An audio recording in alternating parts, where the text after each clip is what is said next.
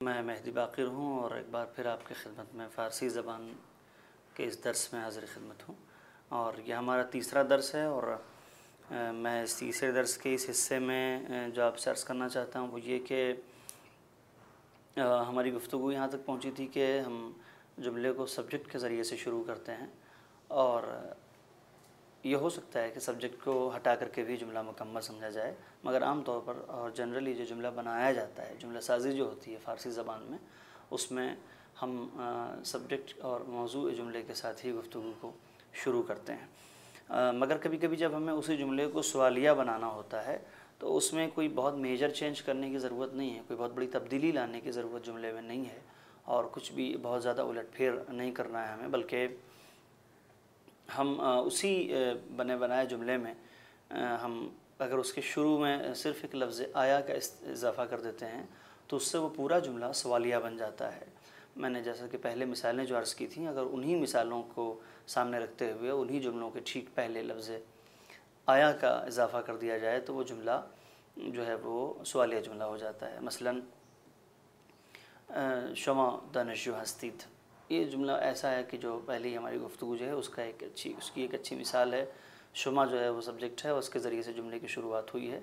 मगर जब हम इसको सवालिया बनाना चाहेंगे तो सवालिया बनाने के लिए हमें कुछ बहुत ज़्यादा इसके अंदर तब्दीली करने की ज़रूरत नहीं है, बल्कि सिर्फ़ इस जुमले के शुरू में यानी शुमा से पहले भी इस लफ्ज़ आया का इस्तेमाल अगर हम इजाफ़ा कर देंगे तो उस वक्त ये जुमला सवालिया हो जाएगा। यानी आया शुमा दानिश हस्तीत, सिर्फ़ एक आया के बढ़ा देने से ये जुमला पूरा सवालिया हो जाता है। क्या आप लोग स्टूडेंट्स हैं? क्या आप लोग जो हैं वो तालिब इल्म हैं? ये जो है वो सिर्फ़ एक आया के बढ़ा देने से ये पूरा जुमला सवालिया हो जाता है। या इसको और तमाम मिसालों में हम ला सकते हैं। मसलन मन उस्ताद हस्तम मैंने अर्ज़ किया था, उसमें हम आया का लफ्ज़ अगर बढ़ा देते हैं, आया मन उस्ताद हस्तम यानी क्या मैं उस्ताद हूँ, एक लफ्ज़ आया के बढ़ा देने से ही पूरा जुमला सवालिया हो जाता है। इस सिलसिले में ध्यान रहे कि हम कभी अगर जुमलों को मनफ़ी बनाना चाहें, नेगेटिव बनाना चाहें तो भी किसी बहुत बड़ी तब्दीली की ज़रूरत नहीं है, बल्कि हम जो है वो उस आखिरी लफ्ज़ को कि जो मुस्बत था उसको मनफ़ी कर दें और आया को वैसे ही रहने दें तो वो पूरा जुमला नेगेटिव हो जाता है। मसलन आया शुमा दानिश नीस्तीद, क्या आप लोग तालिब इल्म नहीं हैं, यानी इस एक मामूली से तब्दीली के ज़रिए से मनफ़ी जुमला भी सवालिया होने के साथ साथ बनाया जा सकता है।